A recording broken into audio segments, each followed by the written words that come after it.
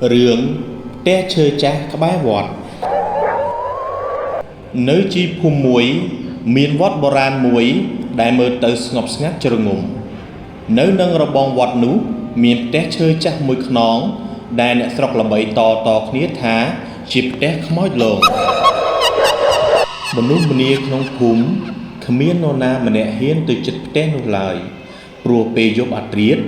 kê tay ta lư xâm lên chầm lại đôi chia xâm lên đa lư cầm rào chớ nâng xâm lên dạng khíu nhá mình đăng thả bảo phốp mô bì nà ngay muối miền dụ với chân mà nẹ chmút thả chằn đại chia một lúc mình sơi chưa lơ rương ạ rụp ấy bán xâm ra chất từ xa là bóng xâm ra nực đẹp nút mùi dục bế chô đo không đẹp nút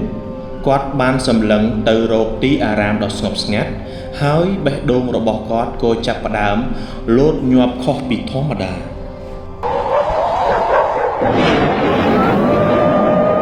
នៅពេលយប់កាន់តែជ្រៅ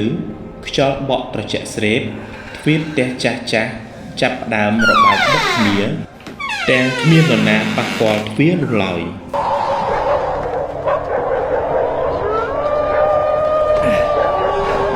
ចាន់អង្គុយនៅលើគ្រែឈើចាស់ទាំងអារម្មណ៍មិននៅនឹងខ្លួនស្រាប់តែគាត់ឮសំឡេងដើរដឹបនៅលើដំបូលផ្ទះទាំងផ្ទះនោះគ្មានចង់លើឡើយ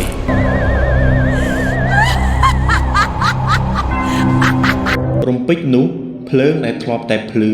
ក៏ចាប់ផ្ដើមរលត់សូន្យឈឹង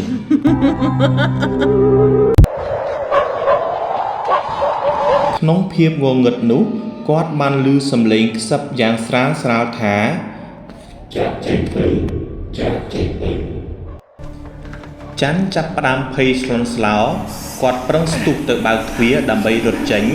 តែទ្វារហាក់ដូចជាមានគេចាក់សោពីក្រៅ